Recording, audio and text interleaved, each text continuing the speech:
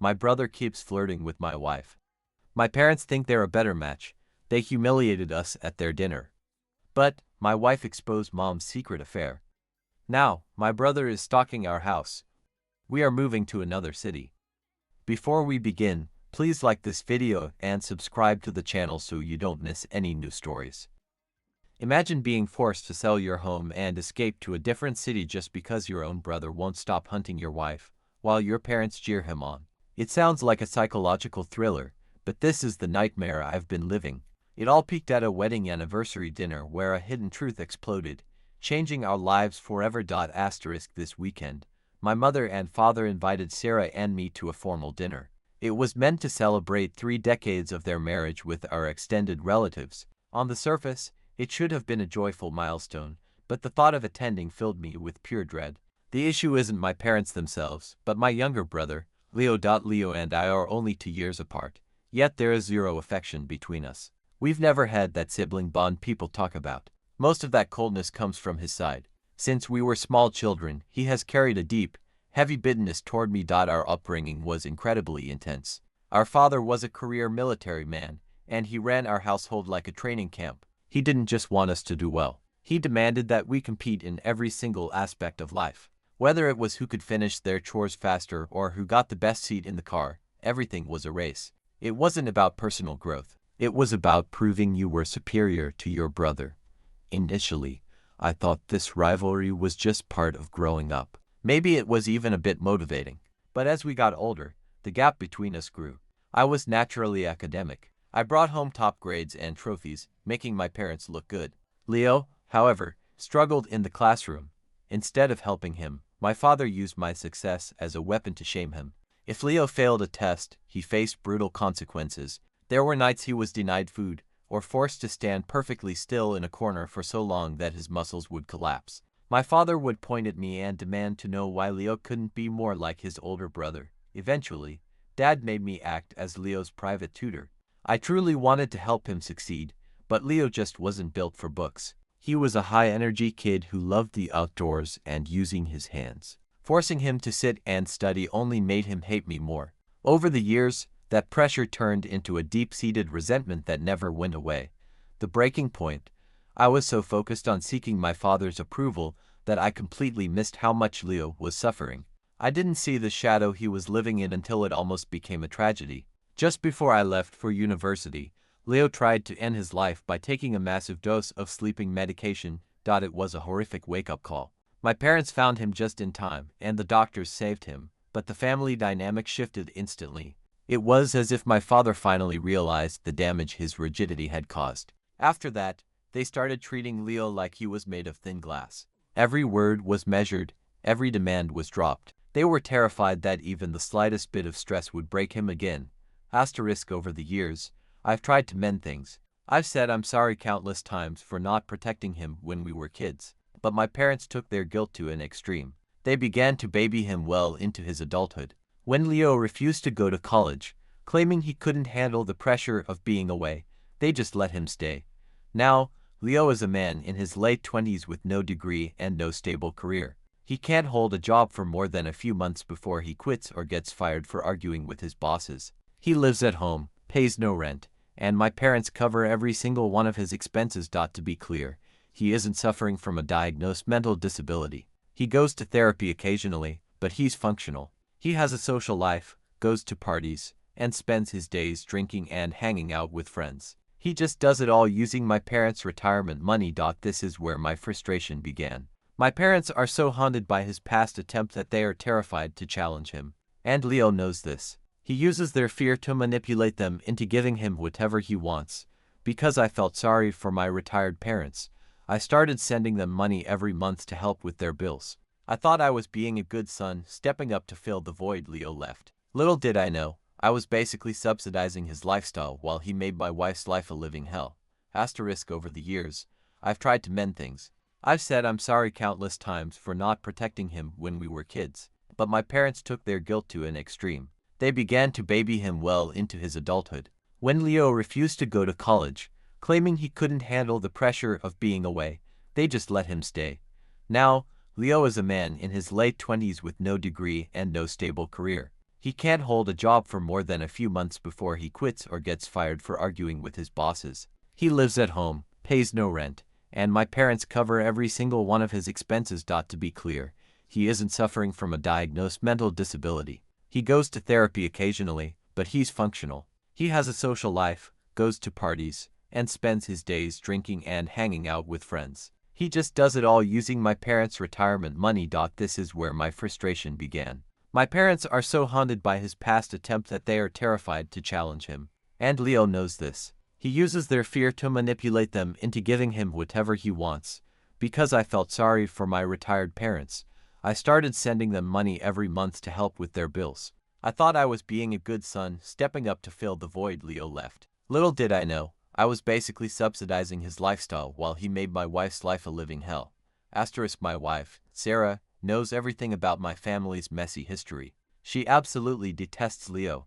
It's not just because he's a burden on my parents. It's because he makes her skin crawl. From the moment they met, Leo has been inappropriately flirtatious. He tries to touch her, makes suggestive remarks, and acts overly familiar under the pretense of being friendly. When I confront him, he just laughs it off and calls me paranoid. But the worst part is my parents' reaction. They don't defend us. They treat his behavior like a cute, harmless crush. In fact, they've been trying to push them together since the beginning. When I first introduced Sarah as my girlfriend, my mother told her, "You have such a great sense of humor. You'd actually be a much better fit for Leo." My father even agreed, saying Sarah would have more fun with a guy like Leo. It was incredibly disrespectful, but we tried to laugh it off as a bad joke. But it didn't stop. For years, they've kept up this narrative that Sarah chose the wrong brother. On our actual wedding day, my mother took Sarah aside and asked if she was certain she wanted to go through with it, as if she were offering her a final exit to go be with Leo instead. I nearly cut them off then, but they gave a weak apology and promised to stop. Yet, every year at family gatherings, they force Sarah to pose for photos alone with Leo. They tell us not to be so stiff and comment on how handsome they look as a couple. My mother justifies it by saying Leo has never had a real girlfriend and he's just infatuated with Sarah's beauty. My father says it's a small price to pay to keep Leo happy. Eventually, Sarah and I reached our limit. We stopped attending family events. We stopped visiting. We chose peace over their toxic games. But then came the 30th anniversary invitation. My mother begged us to come, saying the whole extended family would be there and it would look terrible if we stayed away. Against our better judgment, we decided to go. That was a massive mistake. Eventually, we gave in and showed up for the anniversary. Looking back, it was a terrible lapse in judgment. When we arrived, my parents seemed genuinely excited. My mother gave me a long hug and mentioned she was worried I wouldn't make it. I just gave a polite nod and tried to stay positive. For a while, the evening was actually pleasant. We were eating and chatting about minor things until the conversation took a sharp turn during the main course. One of my aunts noticed that all the other cousins were either married or seeing someone. Except for Leo. She joked around, asking him why he was still a bachelor and if there was a secret lady in his life. Leo didn't say anything. He just looked down and turned red, acting like he was hiding a romantic secret. Then a cousin teased him, telling him to come clean about his mysterious crush. That was the moment my mother decided to ruin everything. In a loud voice, she told the entire table that she didn't know about a girlfriend, but that Leo had been deeply in love with his brother's wife for years. She literally pointed at Sarah and burst into laughter, acting like this was the funniest story ever told. My father immediately joined her, laughing even harder. Sarah and I were stunned. I stopped eating and felt my muscles tense up as I stared directly at my mother. She didn't even care. She was too busy explaining to my aunt how Leo had been captivated by Sarah for a long time, as if it were a sweet movie plot instead of a disgusting obsession with his own sister-in-law. To make it even worse, my aunt turned to Sarah and asked if she had any sisters or cousins for Leo to date. Several people at the table actually laughed at that. Leo just sat there with a smug grin, clearly enjoying being the center of attention. He didn't try to stop them or change the subject. He soaked it all in. I could feel the blood boiling in my veins. I looked at Sarah, and she looked completely humiliated. That was the final straw. I didn't hold back. I raised my voice so every single person at that table could hear me. I turned to my mother and asked her how she could possibly speak about my wife that way. The entire room went silent. You could have heard a pin drop. I looked at both of my parents and reminded them that they had promised never to do this again. They swore they would respect our marriage, yet here they were, mocking us in front of the whole family. I then addressed the entire table: aunts, uncles, and cousins. I asked them if they truly thought it was normal for a man to openly lust after his brother's wife and for the family to treat it like a sitcom joke. Nobody had an answer. My aunt's smile vanished, and people started looking at their drinks in embarrassment. Then I turned to Leo and told him exactly what I thought of him. I told him he had been a creep for years, sending late-night messages Sarah never answered and constantly trying to touch her or stand too close. His face went pale. I asked the room again if they really thought this behavior was acceptable. My parents sat there in shock. My father looked ready to fight, his face bright red, while my mother started to panic and tried to play it off as a harmless joke. She kept saying she didn't mean to offend anyone and that it was just a funny family tradition.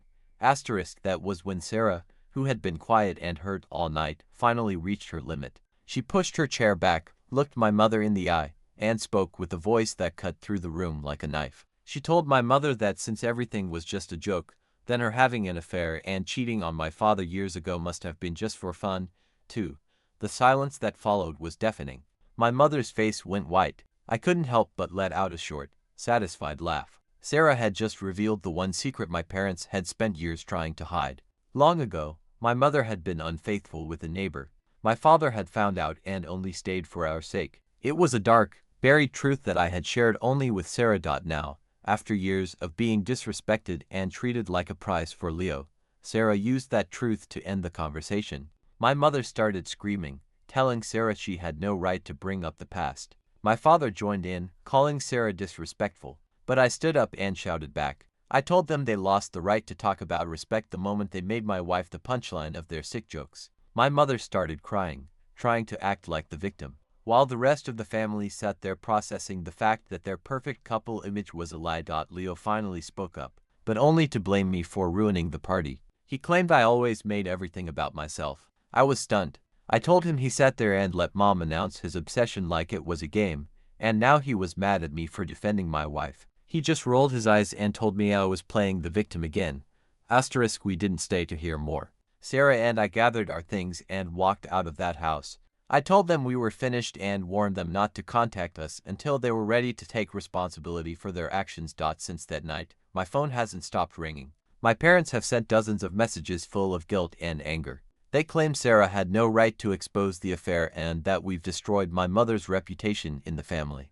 My mother actually expects Sarah to give her a public apology for calling out her hypocrisy. It is completely exhausting. After thinking it over for a few days, I called my parents one last time to be clear. I told them I was tired of the disrespect. I reminded them that I had been supporting them financially for years, sending money every month while Leo did nothing. But after that dinner, I was done. I informed them that I was cutting off all contact and all financial support. No more calls, no more visits, and no more money. They absolutely lost it. My mother called me ungrateful, and my father said I was abandoning the people who raised me. Not once did they apologize. My mother even blamed Sarah for brainwashing me. They ended the call by cursing me and saying I would regret this when Sarah eventually left me. I didn't care. We blocked them all immediately. It's been 3 months since then, and things have taken a dark turn. Despite being blocked, Leo didn't stop. He started sending Sarah creepy, unsolicited letters professing his love. We threatened to call the police, but he didn't seem to care. Then, a month ago, we found out Sarah is pregnant. We were so happy that we shared the news on our social media. That was a mistake. Last week, Sarah came home to find Leo sitting on our front porch. As soon as she saw him, she panicked and ran back to her car. He chased after her, begging her to talk to him. I rushed home and we called the authorities. Unfortunately, because he hadn't physically attacked her or broken into the house, the police said they couldn't arrest him for just standing on the porch. They gave him a warning for harassment, which is incredibly frustrating. The law won't act until something terrible happens. We've already hired a lawyer to get a restraining order, but Sarah doesn't feel safe in our home anymore. I won't risk the safety of my wife or our unborn child. We've decided to sell our house and move to a different city where they can't find us. I am beyond angry. This entire situation has spiraled out of control, and I will do whatever it takes to protect my new family from the one I left behind. Thank you for watching this video. Subscribe to the channel and like the video so you don't miss out on new interesting stories.